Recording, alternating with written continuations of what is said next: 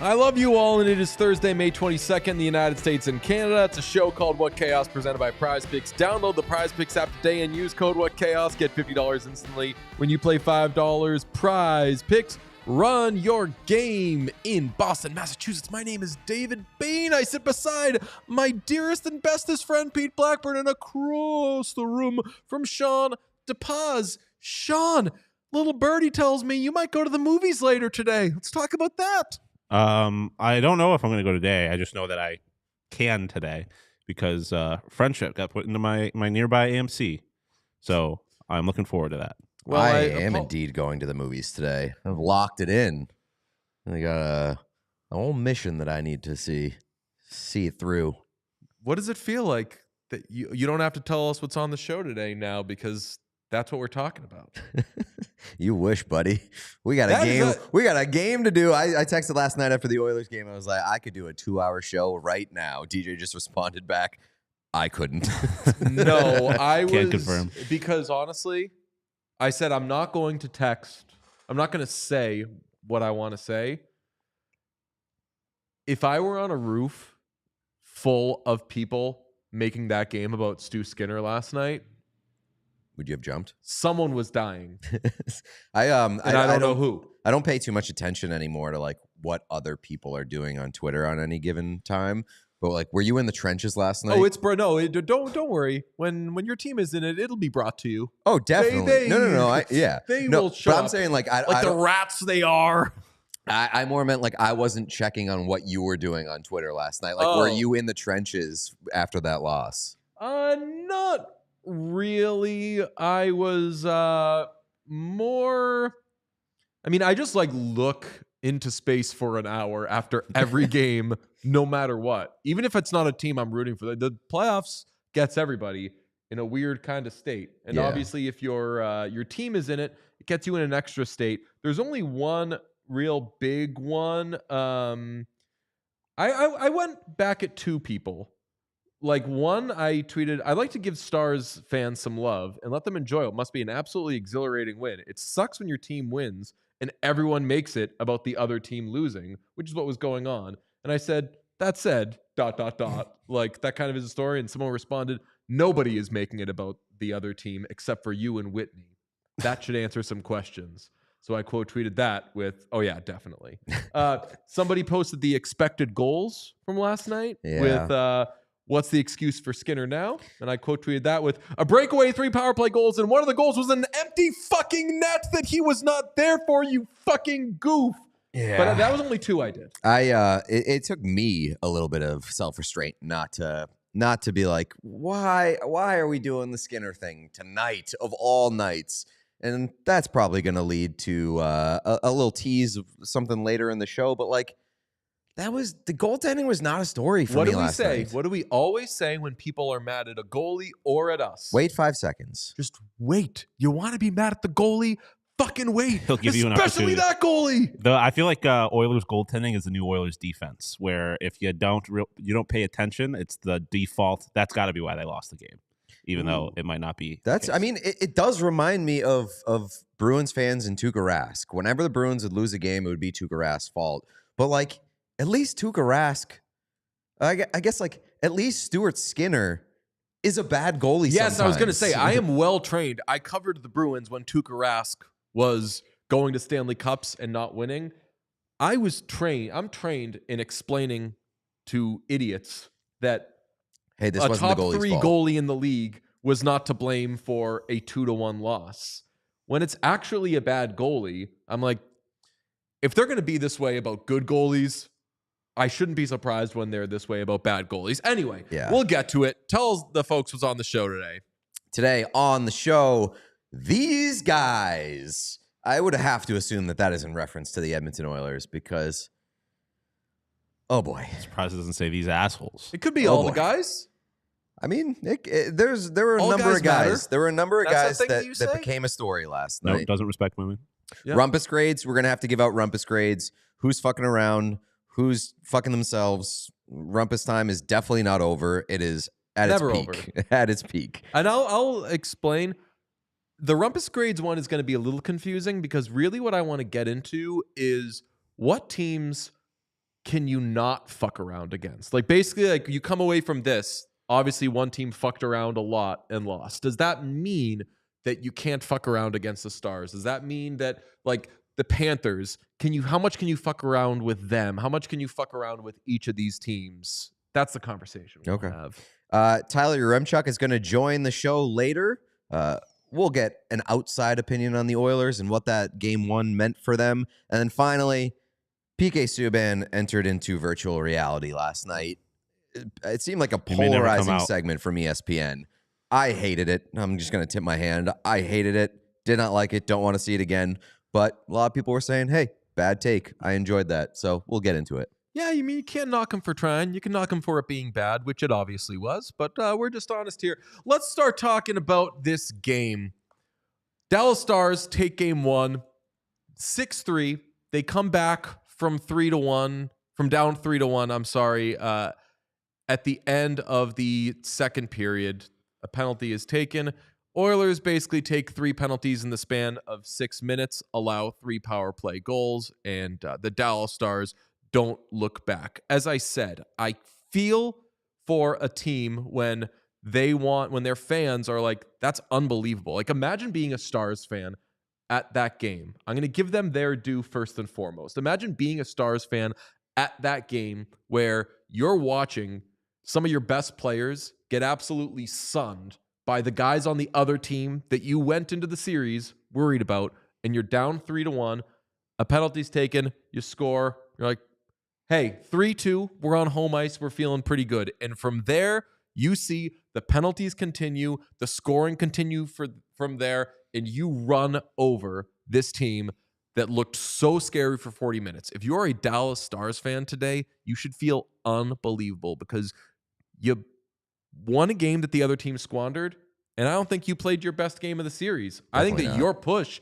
is still coming. So if you're a Stars fan, happy friggin' birthday, friend. Yeah, I mean, I would say that was a bad Dallas Stars game. And maybe that's crazy, but, well, I guess maybe I can't say that because I know what a bad Dallas Stars game looks like. It wasn't a complete Dallas. We saw It wasn't a a month of complete them. Dallas Stars game. It was a, I think if you're a Stars fan, you understand why the story is the Oilers here. I hope, because you got dominated for like 40 minutes, and then the Oilers had probably the worst third period that they could have had and gave that game away 3 times on the power play. Like, if you're a Stars fan, I feel like you understand why the story is Edmonton, especially if you know the bigger picture story with Edmonton, which is like they just do this shit sometimes. And I said it last night. It's like the Oilers are so resilient and so good at overcoming adversity and hurdles. And if those adversity and hurdles don't exist, they will create them for themselves. And they absolutely created them for themselves in game 1. I want to find our text conversation. Okay, at 8:13, we're texting about the game and just kind of saying what we see. And we're talking about after Draisaitl just owned, I forget who it was. It might have been Wyatt Johnston on his goal where he just kind of did like hey, out of my way, young man, and walked in and scored. I texted, at some point, Dallas is going to have a real push, and I'm going to be scared. The Dallas Stars won that game 6-3. I never really had that like moment of like, oh no, here they come. It was just done in a flash. Well, because it was handed to them. Yes, so that's why if you're a Stars fan, you should be happy because Stars should still be hungry after that game. And if you're an Oilers fan, you feel like you squandered one. I want to continue the love, though, for the Dallas Stars here, just to make sure we give them their proper due. Some nice things about the Stars. They scored 6 goals, and none of them were from Mikko Rantanen. Yeah. Most productive line last night for the Dallas Stars, do we know? Tyler Seguin and Sam Steele. Third line. Yeah. Marchment, Sam Steele, Tyler Seguin. They scored 2 goals. Both of them were from Seguin, but they also drew the penalty that led to the 3-2 goal. They drew the penalty that led to the game-tying goal. The game-changing line for Dallas was their third line. This is a team that has not been deep at all in the postseason. On paper, obviously, they have big names, but nobody was doing anything other than Roope Hintz and Mikko Rantanen. You just won a game in which your best line was the third line, and in which at 5-on-5, Hintz line didn't do anything. That is unbelievable. I'll add to that because this came against the deep hair. They scored not once, but twice against people who don't follow puck are going to wrinkle their nose at this and say, why is this a surprise? They scored not once, but twice against Jake Wallman, which nobody in the NHL has been able to do this postseason. Jake Wallman, who has entered the series with a plus 13, something astronomical. Nobody else has been able to score goals when this guy is on the ice. This was the first game all postseason in which Jake Wallman was a minus. He was a -2. And another one that is going to sound kind of obvious, but shouldn't necessarily be. You won the goaltending battle. Didn't win the goaltending battle last time you played these guys in the Western Conference Final. And I know you'll push back and say, well, Stu's not good in the beginning of series. You remember game 1 last year? Oilers won that game in overtime.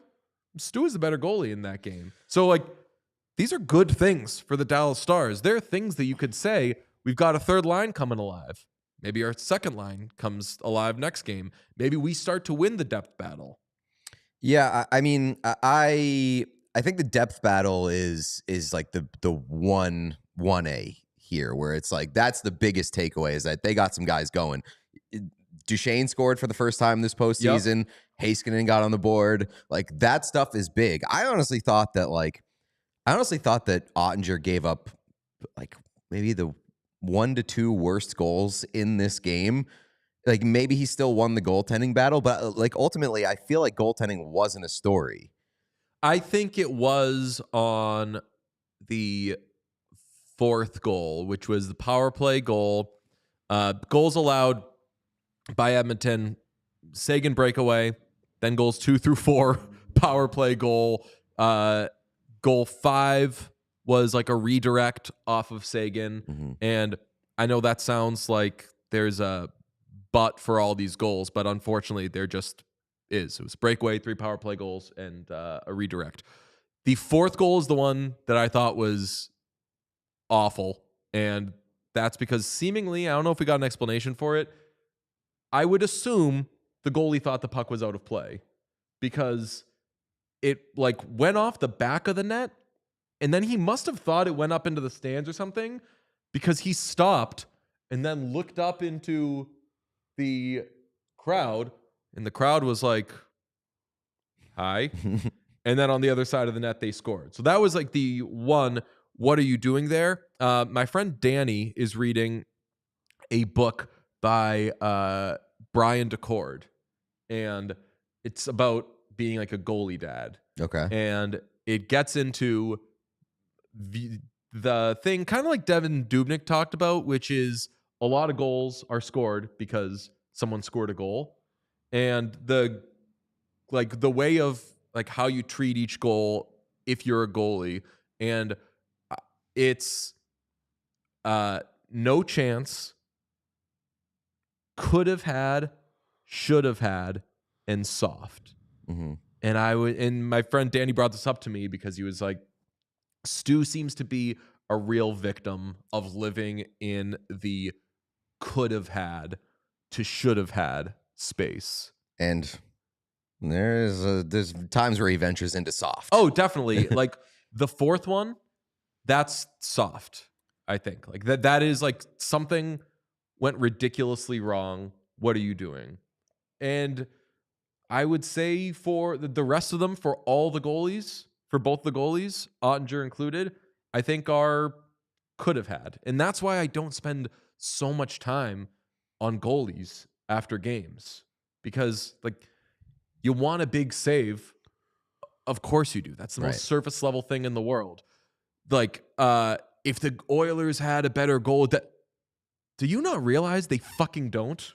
Like, what trade are we going to make right now that's going to rectify that conversation? So that's why I don't spend a ton of time on it. But yes, I still get back to they won the goaltending battle. Ottinger was better, and he made more saves on the could have had than Skinner did. And this is another one that you take away from, and seems obvious, but I think that there's a lot to point to with the special teams. And obviously the 3 goals, don't really have to mention their importance there, but also the penalty kill that Dallas had with 10 minutes left in the game when it was 4-3. Oilers got back on the power play. They had an opportunity to even it up. They got 1 shot on goal. Great penalty kill from Dallas. And worth mentioning, Dallas had 0 power play goals in last year's Western Conference Final. 14 for 14 Oilers I penalty didn't even kill. right. That's how they got to the Cup final. Was they were Dallas penalty got kill 0. merchants. Got 0, and they got 3 that made the difference in this game. So great start for special teams if you're Dallas. Okay. If you're the Oilers, how do you change your fate? Keep it 5-on-5. You're playing a team that can't score or that only has 2 players. Keep it 5-on-5, baby. I think that's disingenuous. And no, and at some point the other players are going to come, and they did. Like part of the reason that it wasn't 5-on-5 was because you were taking penalties against the third line. So just get that under control. Scoring chances at 5-on-5 are 26-17 in favor of Edmonton. I don't want to get too much into penalty chat. The only one that drove me crazy was Corey Perry in the offensive zone. High stick on Steele. Idiot. And I know that people were getting into, like, they loved that he was roughing it up at the end of the game. Corey Perry, get out of my face. Bad fucking game. Bad job. Really bad job. The other one, we got to talk about Trent Frederick. Got to talk about Trent Frederick because seconds before, the Stars put the game out of reach with their 5th goal. It is 4-3. Trent Frederick in the slot whiffs on a chance to tie the game. Great opportunity. A mind-blowing whiff. He was on the ice for 3 penalties taken by the Oilers. And as I said, that whiff in the slot to tie the game. I don't know if anyone else is having this conversation. I'm a speak from the heart guy. I strongly consider making Trent Frederick a healthy scratch in game 2. And I think I do it in favor of going back and forth on this. Jeff Skinner. You know what it's going to be. It's Jeff. Jeff Skinner. Sorry, Victor Arvidsson. You deserve to be playing in the playoffs, but I take Frederick out, I take Frederick out, and I put Jeff Skinner in. And I texted this to you guys last night. They could have and should have won that game having scored 3 goals. If they don't take those penalties, there's a very good chance they win that game 3-1 or 3-2. And everything is great and everyone stays in the lineup. But that 4th goal would have made a massive difference in that game. And instead, it opens the door for them to score going the other way. And then there's talk of like, okay, well now is Skinner rattled? Is he going to start giving up those soft goals? There are so many conversations that we're not having if Trent Frederick scores that goal. And I'm not punishing him for one play, but I kind of am. And not all healthy scratches are created equal. Not every team has like a 40-goal scorer that is healthy scratched right now. And, yeah, right. And I think that we've been saying like we're waiting for the moment that Skinner gets back into the action. And I think you've got an opportunity here based off of the way, like even if it is just one game, Trent Frederick kind of opened up the door for him to be out of the lineup next game. And we're waiting for the Jeff moment. This could be it. Maybe it's not. I kind of trust Knobloch at this point because he's been good at pushing all the buttons. But I wouldn't be surprised. Sean, need to check in with you because I said going into this game, win or lose, I'm feeling pretty confident after because you painted such a plausible picture, which was Oilers lose the first 2 games of the series and then Reverse sweep, win in 6. So how do you feel after this game where they drop game 1 and it's one in which everyone's saying, boy, they looked unbelievable. They fucked around for 20 minutes, but seems they're the better team. I almost feel worse because part of my equation there was that Stu was going to be an asshole in those first 2 games, and then he would do the Stu Skinner thing of getting better in the second half of the series. But he wasn't really an asshole yesterday. You get to say he was an asshole, though, if you want. If I want, but that would be dishonest, I think. So that makes me feel a little weird about it. I also did say yesterday after the show that basically nothing is going to happen in this series that I am going to, like, that's going to give me any insight on the rest of the series. Like, I'm not going to take anything away from game 1 because it's Oilers playing the Stars in the Western Conference Final. I completely agree with that. And, like, I'm certainly not going to say the Stars are in the driver's seat. I'm not going to say the Oilers are dead. I'm never going to say there's no outcome of a game 1 that could make me think that the Oilers, they could lose 100-0, and I'd say I still need to see the body. Outside of someone getting hurt, I said there's nothing that was going to, like, if I'm an odds maker, the odds stay exactly the same to what they were from game 1. Yeah, and so, like, I don't know anything. The only real reason I would feel bad as an Oilers fan today is not that they lost,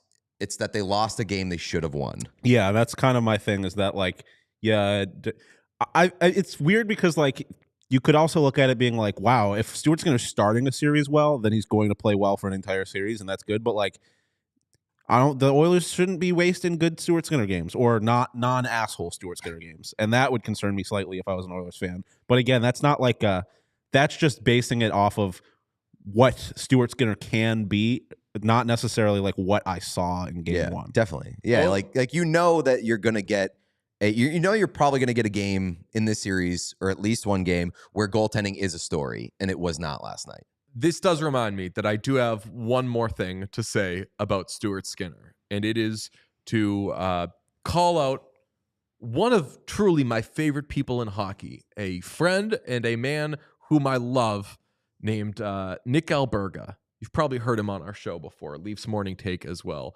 He's the greatest. I caught him last night doing something for the second or third time this postseason. Do you know what he did? I saw something that I was like, I saw something last night and I was like, what the hell?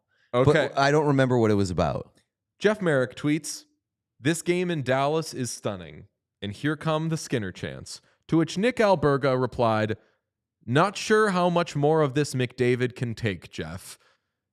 He also tweeted stuff like this in the first round when, like, they lost game 1, where he was like, boy, Skinner, man, not sure if McDavid can take this much longer. He's not coming to Toronto. He's not coming to Toronto, okay? He's not. Connor McDavid is not going to the Maple Leafs. Let's hope. And I think that's what you're getting at, or I think that's like where this take comes from. Nick, I love you. He's not coming to the Maple Leafs. So get over it. Sound like a Penguins fan talking about Sidney That's Crosby. right. Don't talk in absolute. But he's not saying he's not leaving the Oilers. No, I know. I'm just saying. not I'm just saying. You're being very confident in something you cannot guarantee. Okay. But I mean, he's like, fair. That would fair suck enough. so hard if he ended up being a Toronto Maple Leaf. From Jack Michaels, by the way, the Oilers have trailed in 7 of the last 9 series they've won. So that feeds both of your argument that you're not going to dig in and form any large take based off this. I want to do something quickly. Let's do some like rumpus grades or maybe anti-rumpus grades. Really, rumpus killers. Which teams can you not fuck around with? Because we learned last night that if you have a 3-1 lead and take 3 straight penalties against the Dallas Stars might say, okay, enough is enough. Which teams left in the playoffs can you least afford to fuck around with? I mean, honestly, I would say the Oilers. Oilers won. The team that you cannot fuck around with because, like, you saw it in LA. Like, you give them an opportunity to collect themselves and establish some momentum and win in their sales. They're not looking back. Yeah. Where do we put the Stars, though? because the Stars fell behind in their series against the Avalanche. They fall behind in pretty much all their series. They're used to being down 1-0, and they come back. Are we giving them enough credit for the mettle they showed? Because there's been a lot of handed to them talk. We have to remember they still do have so many good players on this team that if you do give them that opportunity, they should kill you with Definitely. And they're stronger now than they were in the first round, which is why I lean like you probably shouldn't fuck around with them. But I think there's a little wiggle room there because I feel like it's inevitable that the Stars will fuck around in this series. And so like maybe it just comes out in the wash, but you got to be careful about how much you fuck around with the Stars. We can safely say that the Carolina Hurricanes would have the lowest score in terms of how much they fuck around and how little you can afford to fuck around against them. Yes? They just aren't very experienced this postseason in the fuckery. Right. Like they played a beat up Devils team, not much fucking around there. And with all respect to the Capitals, like I don't think the Capitals fucked around. I think the Capitals tried their hardest and they're not there yet.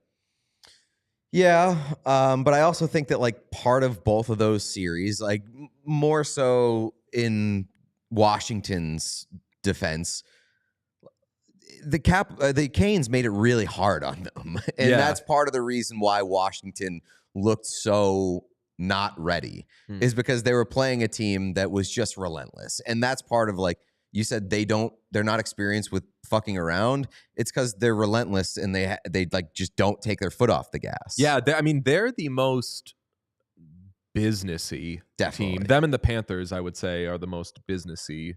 But even the Panthers, like Panthers took care of business in the first round. Second round against the Leafs, they screwed around a little bit. Like maybe that was because they were banged up. Maybe it was just because for whatever reason. Coming out of the Leaf series, I was like, they kind of screwed around a little bit. Leafs fucked around in. Was it was either late in the first period or I think it was the second period of that game 7, and the Stars cashed in. Or I'm sorry, the Panthers cashed in at every moment. That said, Panthers fucked around a lot last postseason. Yeah. So I would just say that overall, there's a high quotient for fuckery. Definitely. Even though like you look at the Stars and you don't think of them as that, you think of them as pretty businessy. And the second round for the Oilers was very businesslike, but then can't forget game 3. I mean, honestly, that's probably why a lot of people are looking at Carolina and saying that they're boring because like there's not a ton of chaos in those games.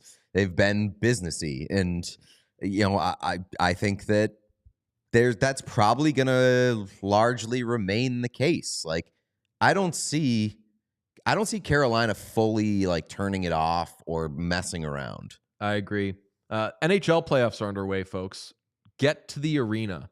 I saw some folks who were at the Stars game, like posting stuff. And again, I was like, man, imagine being a Stars fan at that game. I bet they got there with Vivid Seats, the best place to get tickets for any live event. They got the best selection of games and seats, and every purchase is backed by their 100% buyer guarantee. Plus, Vivid Seats is the only ticket marketplace that rewards you for every purchase. So download the Vivid Seats app and start earning rewards towards free tickets. New Vivid Seats users who use promo code Chaos30 will receive $30 off their first purchase of $300 or more. Once again, click the link in the show notes, go to vividseats.com or download the Vivid Seats app and use promo code Chaos30 for $30 off your first purchase of $300 or more. When it comes to playoff hockey, being there is all that matters, so experience it live with Vivid Seats.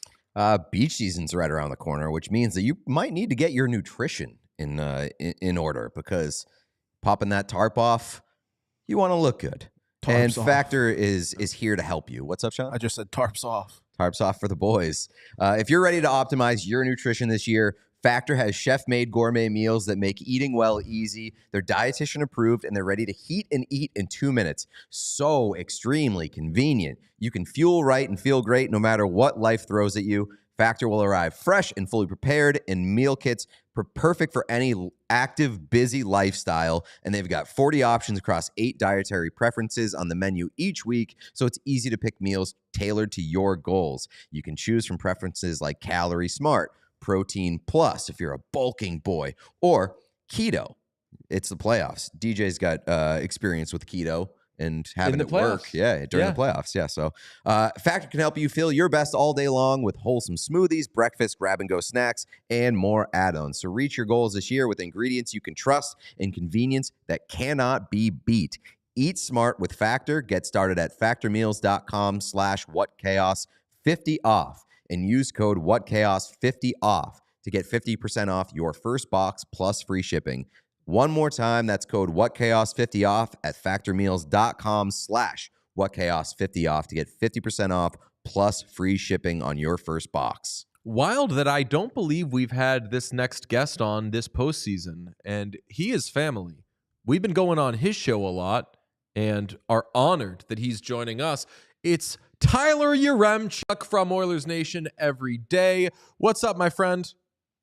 Not much, boys. Just sitting here, chilling. Might light up a cigarette. That's how relaxed I am. I'm not worried. What's there to be worried about in Oilerland? I would think that you wouldn't be worried because we discuss your pragmatism a lot because I'm a little more, how you say, I wear the fanatic element of being a fan on my sleeve a little more. You are analytically driven. You want to have frank conversations. You're frankly speaking. We should give you something that does that. But there have been points throughout this postseason where you've been like, idiots. The Oilers are obviously going to win, and we'll say to ourselves, everyone's saying this is going to be close. Tyler's saying the Oilers are obviously going to win, and then they win in pretty convincing fashion. So you've been right when you have said, don't worry about these guys. Going into this series, you were kind of doing the same thing, especially hammering the fact that only 2 forwards were going for Dallas. So after last night, how do you feel? Through 40 minutes, the Oilers were showing that they were the much, much better team in my eyes. They were generating more dangerous looks. They had solved Jake Ottinger 3 times.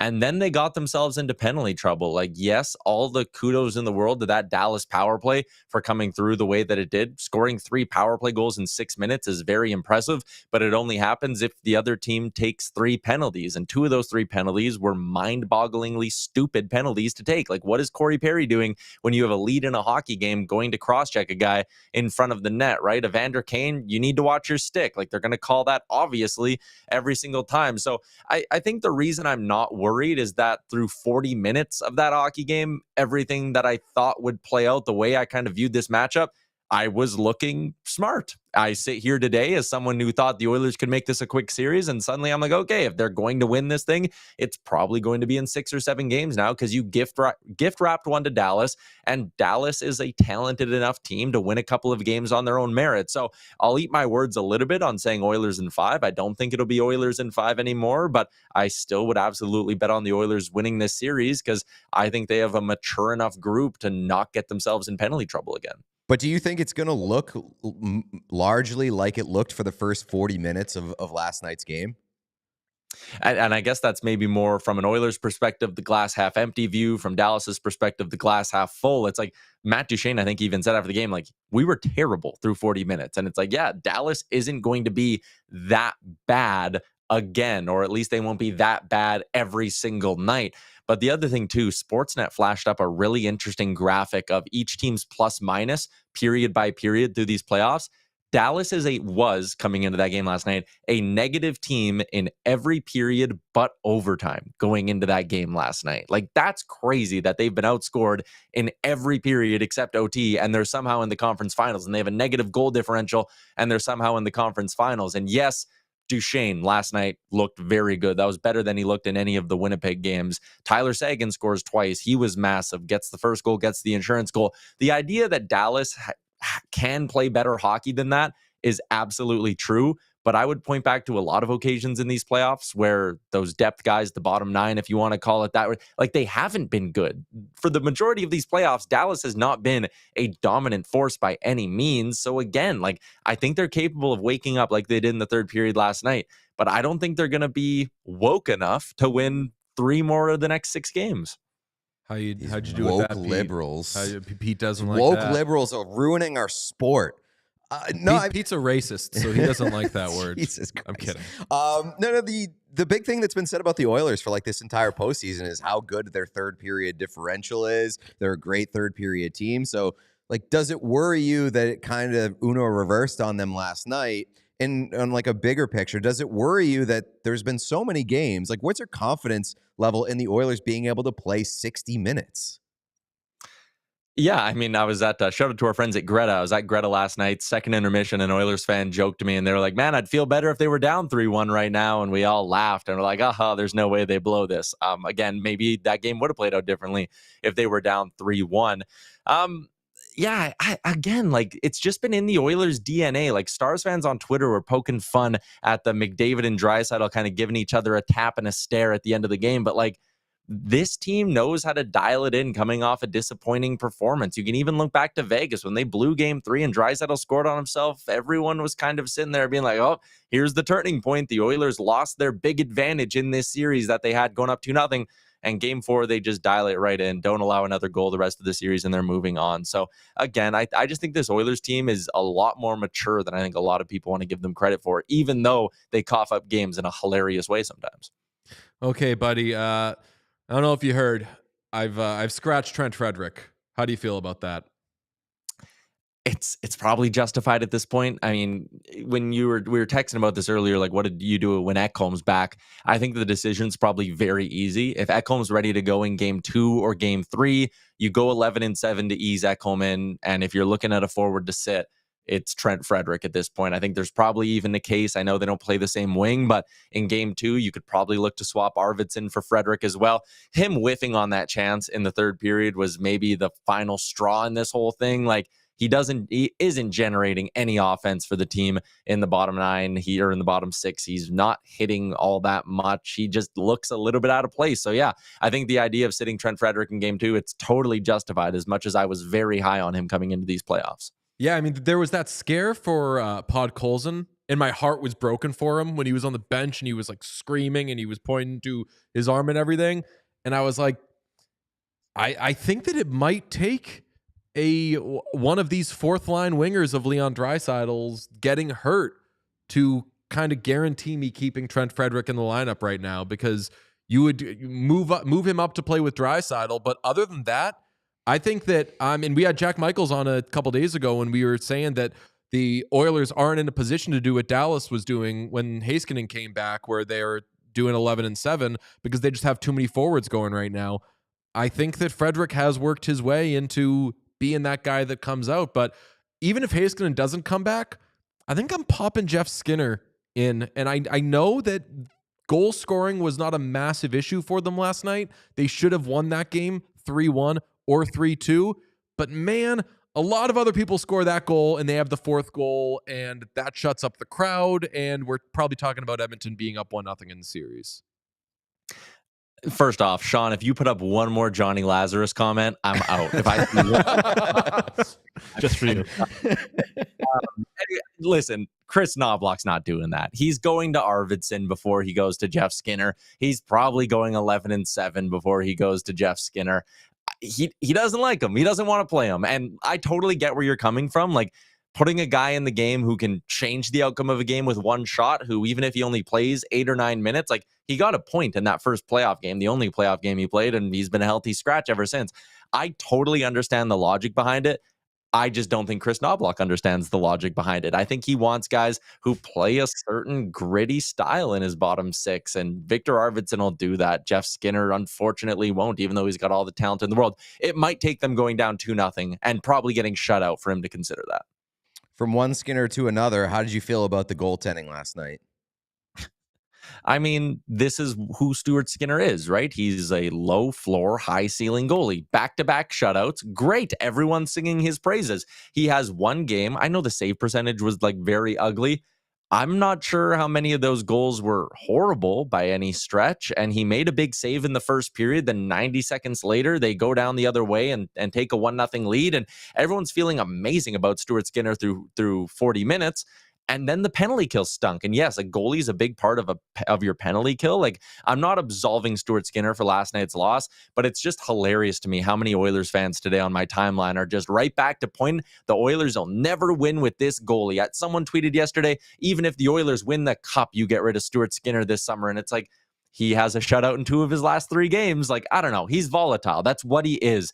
The Oilers need to play good in front of him in order to win. Through 40 minutes, they were playing good. He gave up 1 goal. They took 3 penalties in 6 minutes, and now all of a sudden it's Stuart Skinner's problem that they're down 1-0 in this series. I'm not willing to pin last night, I should say, on the goaltending.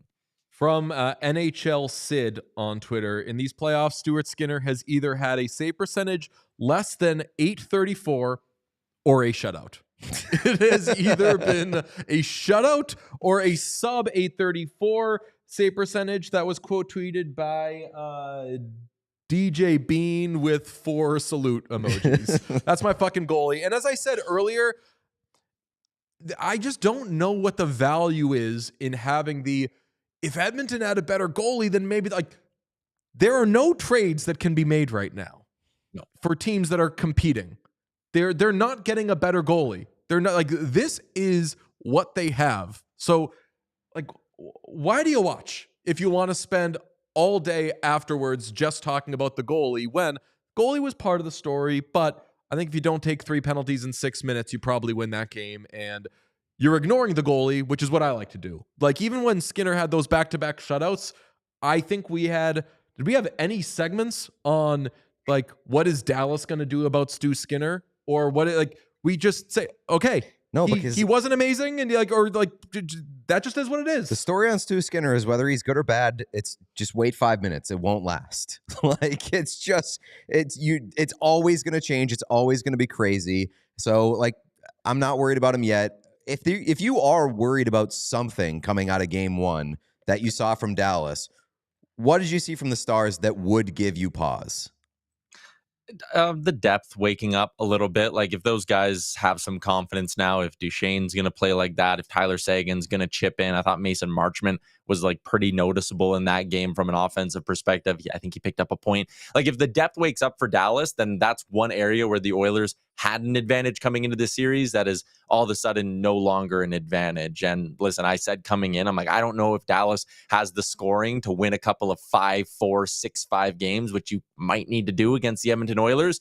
Last night they popped 6. One of them, I guess, was an empty netter, so you could say they popped 5. But if this scoring depth has woken up for Dallas, that's a legitimate concern for the Oilers. Because again, I don't think they get into penalty trouble again. I don't think their penalty kill is that terrible. Again, I think Stuart Skinner has a little bit of better hockey in him, and we don't obviously need to go back into that. But there are areas of that Oilers game where I'm okay, they don't do that twice in a row. I've watched this team enough. Those things don't happen in back-to-back games. Connor and Leon don't stand for it. But again, you maybe wasted a 3-point night from Leon Draisaitl, and Dallas's depth might be waking up. That's the concern for me. Yeah, I feel this is such a close series that once you start to see something slide in a more drastic way than you anticipated, then I would be worried. And I don't know if we've necessarily seen that to a sustainable degree after one game. But if Stu Skinner sucks in Game 2 and you're oh, goaltending is a huge advantage for Dallas here, then you start to kind of change the outlook. And I think that there are things on both sides that could happen where you go, oh, fuck. I don't know. That's just me. And I think too, from the things that goaltending 1000% in Dallas's favor here. But if Stuart Skinner can just be a tick above average, then that gap maybe isn't quite so, it's not insurmountable, I guess is my point. And with the star players as well on either side, Connor and Leon are going to eat and get theirs and be a big impact in this series. If Rantanen and Hintz go on a hot streak and get close to matching them production-wise, and they've gone on obviously a couple of notable hot streaks, then that difference isn't insurmountable from a Dallas perspective. But if Rantanen and Hintz are cold and that depth isn't producing, and you look at the forward group and go, Connor and Leon are buzzing and the Oilers are getting a depth goal or two every single game, then nothing else matters, right? That gap is so big. But again, you're right. Stuart Skinner being brutal and the depth being good, well, then those two things all of a sudden just don't work in Edmonton's favor anymore. There's still 800 more things I could say about this game. That there were a lot of rebounds off of McDavid shots that I thought could have been buried, like McDavid was Hyman in the amazing. first period. Like McDavid looked better in this one game than I was going to say his best game of the playoffs, but then I was like game 1 of the Kings series where he just absolutely took over. But I think, and we saw it last year, like there might be more opportunity for him to go off than we saw in the previous round against the Golden Knights. Tyler, you're the best. We always love talking to you, my friend. Thanks, boys. Always All right. fun. Always fun. And Oilers- Sean Liam comment, so he redeemed himself in my books. Got you. Yes, we saw Liam, your lovely co-host, in the chat as well. Talk to you soon, Tyler. Okay, see you, boys. All right, you can catch him on Oilers Nation every day. It's the best, like I said. We're family. The biggest thing to happen last night is ESPN's intermission. And if you are not aware, ESPN in May of 2025 has gotten into VR. They've got the technology. They are very keen. We saw the first hints earlier in the day when hints, HINTS, I was gonna say. when they were showing some basketball stuff. Sean, can you give me the Julius Randle thing they showed? Back on our Insight Cast legs, let's take a look at Julius Randle's threes with our virtual reality replays here. I mean, it's been the story of the first half. He has as many made three-pointers as anybody on OKC has made field goals in the first half. And this is the most he's ever made in one half in a game in his career, playoffs or postseason. He's taking what is available to him. Okay, so that was like they said it was VR, but it looked like more like a cartoon reenactment. It was like Big City Greens. Yeah, I don't know I think they maybe did have some leftover Big City Greens guys. Like they'd got those contractors for 6 months, and the May Big as City well use Greens them. deal ran out, and they're like Dwight with the stripper. Like, I'm paying you for the day. You're gonna work for the day. Animate Julius Randle shots, clown. That was not well received by folks. But ESPN said not to worry. We are going to do something for our hockey broadcast that is going to knock your socks off. This was PK Subban at the second intermission of last night's Western Conference Final game. Well, we're going to break it down in virtual reality here. You know, some of the deficiencies defensively for the Dallas Stars. And, you know, really it's their inexperience. They're playing against a team that's been to the Stanley Cup Final, that plays a tight defensive game, knows how to up their level of play. So here we go. We're starting in the new. He's offside. Watch this puck get dumped here, right? So Robertson comes in. Oh. Right? So if you're watching, if you're listening on audio, it's just PK's like little avatar in this virtual reality hockey rink where like they're mimicking the play on the ice. Yes, and he's standing and talking and gesturing, but his head movement is making the video you're watching shake so much. It's actually nauseating. That was my big complaint about it. It's when they go to the like PK's vision and what he sees, it's giving me motion sickness. Right. And what we're seeing now when they're showing him standing and it's like a zoomed out thing, that looks good. But you can just do that with the actual video. Right. There's nothing else that needs to be done there. It's cool, but I don't want it. Like, it's cool that the technology is there and it exists, but I don't want it. And it's not helpful for me or enjoyable for me as a viewer. My thing was it needs like another year of refinement. And if you're saying a year, they don't have a year to do that. You're already kind of late if you're doing VR stuff in 2025 anyway, so might as well just bust it out in 2026, no? And this part of it is ridiculous. Nobody wants to see a person with the VR headset on when they can't see what they're seeing. It looks ridiculous. I'm so glad you said that because, Pete, I give you... So PK Subban was standing there, if you're listening on audio, PK Subban was standing at whatever like demo wall they had, and he's got the VR headset on, and he's playing his thing, and they're showing that sometimes, but they're mostly showing what's going on VR-wise. Here is what I call Mess's view. That's Mark Messier's view of PK Subban doing that. Sean, hit me. 50-50 puck. Harley's got to get hard on this puck. Stop it right here. He has a chance to kill this play. This is what Ray's talking about, right? So This is the breakdown. start their offense. They're just Insane. sitting there. Run that in real time. Watching this guy with a headset just point into nothing. Just point into Stop nothing. that. Good stuff. Freeze Stop it that. right here. Stop it right here. Stop that right here. the people seem to be pretty split on it. Some people liked it, some did not.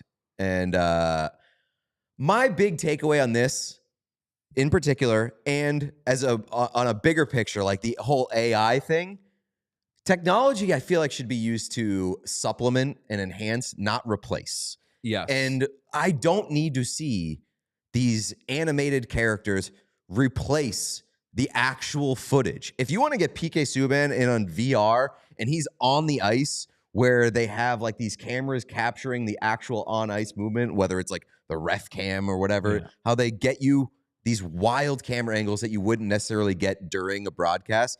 He gets out on the ice and starts pointing things out that actually happened and they're not cartoon animations.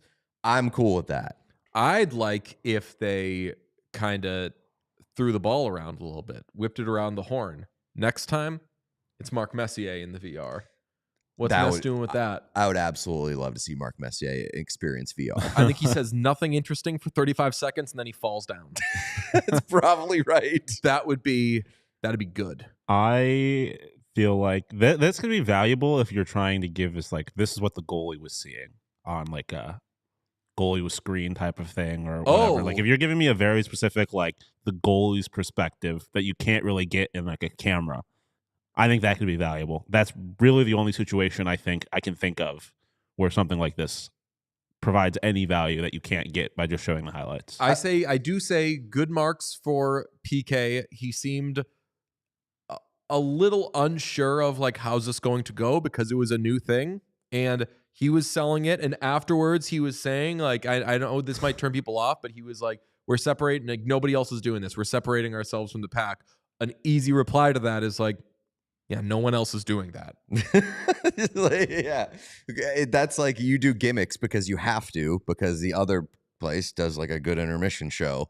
I think PK did a good job. I'm usually the first person to criticize PK, and like I don't really have a huge appetite for his analysis, but I think he did a pretty good job in an uncomfortable, unfamiliar scenario. Definitely was not his idea. Definitely not his idea. I would love if it was his idea. I would want to hear that pitch. I think PK loves to live in his own world, whether it's reality or virtual reality. So I think that he probably was happy to do it when they proposed it to him. I will say, like, that is better than the Julius Randle thing, because the Julius Randle thing, there was no purpose. Literally no just value. Show the show actual the replay. Because and you're a rights holder. Exactly. That's what I'm saying. Like, it's not like I don't even know. It's not like Fox Sports was trying to do this. That makes sense. This ESPN, you actively show NBA playoff games. So step in the right direction. Maybe. I mean, you mentioned that the ESPN element. What's tough about it is ESPN has more pressure for it to be knocked out of the park on the first try, because if it were wonky and bad on TNT, that would be everyone's favorite thing because they'd be having so much fun with it and they'd be razzing whoever was doing it. Biz would accidentally swear on the broadcast because he doesn't know what's going on. Yeah, everyone would love that. It would be a whole Biz thing. would break the VR headset. It would be like $100,000 in the hole for TNT, but everybody would love it. And it went from just Messier and Levy on the desk, who Messier on his own is, someone described him to me yesterday as not very interesting. I think he's just not very interested. Messier? Yeah. Definitely. He just, it's not that he's a boring man. Mark Messier, I'll tell you what, I used to watch that guy play hockey all the time. I found him very interesting. He doesn't seem very interested. So boring segment to kind of uncomfortable segment to Emily with Evan Bouchard, and there's nothing Emily could have done to make that interesting. The best way that I can sum up the Mark Messier experience is that every time they put him on TV and he has to speak, he is surprised that he has to speak and he doesn't want to speak. Yeah, it's not very good. We did get a little word we have sources. We got sources told us that Beyond Sports, the company that did Big City Greens, is helping ESPN with their VR technology. So this is like a bigger project type thing. This goes right to the top. That's right. Big VR is in your brain. Yes, they're taking over. Sean, do me the deepest favor you could do me. Toss me a slate. Oh, Crumble, where you at? Look how big that is. Crumble, pay us. I had a banana cream pie crumble cookie earlier this week. Are you fucking Might go kidding get me? another one. Those shits fucking rock. You fucking serious? We have What put you know the about word banana out. cream pie? Crumble. Our people are trying to get in contact with your people. Answer the phone, Crumble. That's Pick right. up the phone, baby. We heard you feel you don't need to do that. Crumble. The fact Prove us that, I mean, wrong. the fact that we have now 2 shows in a row talked about them for free. They don't need to do I that. guess they don't, but I would still true. like them to. I want free cookies. Can we get a live censor button? Bleep out Crumble until they pay up? Dump it, Sean. Dump it. Or you know what? Let's talk about Oreos every time we do the slate until Crumble pays up. That's what we do. I listened to Dave Portnoy on Club Shay Shay, which I thought that wasn't released. massive recommend. I thought Very that wasn't interesting. released. It was. I think that initially it wasn't going to be released, and then Portnoy complained. Yeah. Maybe he what do they say that he does? He weaponized his fan base against against Shannon Sharp, so there was nothing that he could do but release it. Good, interesting interview. My biggest complaint, Club Shay Shay, your feed on Spotify doesn't. It just, there's like a million other episodes of a million other shows when you go to Club Shay Shay. You can't just listen to Club Shay Shay. Anyway, on there, he was saying that in the early days of Barstool Sports, he would put ads in the newspaper from steakhouses that did not sponsor it to get rival steakhouses to sponsor it. So you'd put like Fleming Steakhouse. And Interesting. then he would go to Davio's and he'd be like, hey, our deal with Fleming's is expiring if you want to jump in there. And Davio's would be like, fuck yeah. All the while, Such good he's getting business, cease dude. and desists What from a fucking Fleming's that are like, masterclass. That is so good. You know, there's plenty of bad people. Well, not that needs I don't know him though, but like Bezos does shit like that, and I just cannot help but respect the business acumen. it's like there weren't words like grind set back there. It was just a man who was thousands of dollars in the hole and was hustling to make it. Made me, it's very inspiring to hear that you're like, that guy, if he was normal about it, wouldn't have worked. No. But yeah. instead he lied about steakhouses and now he's that's super very rich. Mad Men behavior. Oh yeah. Very Don Draper-esque. Okay. Anyway, somebody said horrible sentence. I don't know what sentence I spoke. But anyway, you have game 2 of the Florida Panthers at Carolina Hurricanes. Will vertical sign lady be there? That's Probably. the question. I mean, I feel like Could be a big redemption night. We've been Well, told I she's feel- a season ticket holder. she's got to lead into it now. I mean, I just want Does she just go a longer? sign of just a comma. Oh, yeah. Show up with that big ass Dimma sign. Vertical sign. A vertical sign would be perfect for a sign that is just a comma. That's true. It's at 8 p.m. Big Panthers redemption night. trying to go up 2-0. Hurricanes trying to tie the series. I'm sorry, Pete. What'd you say? It's a big redemption night because that woman can have redemption. The Hurricanes can have redemption. Is this a must-win game for the Carolina Hurricanes? I was wondering that. Technically, no, because Panthers have blown a 3-0 series lead, Well, but I mean, it gets back to our rumpus technically grades. no, because you need to win 4. It gets back to our rumpus grades, though. Do we see the Hurricanes as a team that is going to come back from down 2-0 in a series? I don't necessarily know or think. I wouldn't bank on it, especially as we've seen Florida kind of get stronger as these series go along. They're good at wearing you down. I don't think Carolina wants to dig that hole and see if they can get out of it. I think that's a good way of putting it. That's a good view. And it's been a good show. Everyone who has watched, please make sure you are subscribed. It does us so happy. It warms our hearts. Share our clips on Instagram. We've got a bunch of those. As Pete says, just amplify us, Amplify, baby. Amplify us. Go ahead. Like the video. If you're on audio, you can support us there as well. Like 5 stars on Spotify. I think you can leave a little blurb on Apple Podcasts. So if you're there, we appreciate you for being there, listening to us. But also, if you're on YouTube, and if you got a YouTube, you can subscribe and like the video, leave a comment, all that good stuff. It all helps us. And we're on social media. So go ahead and find us there as well. Real quick, have I ever told you the diapers.com Amazon story? I don't think so. About how Amazon, Jeff Bezos wanted to acquire diapers.com, and they were like, no, we're not selling it to you. And so he just lowered the prices for like all baby stuff on Amazon to the point where Amazon was actively losing money just to drive diapers.com out of business, essentially, because they had so much money that they could afford to lose it.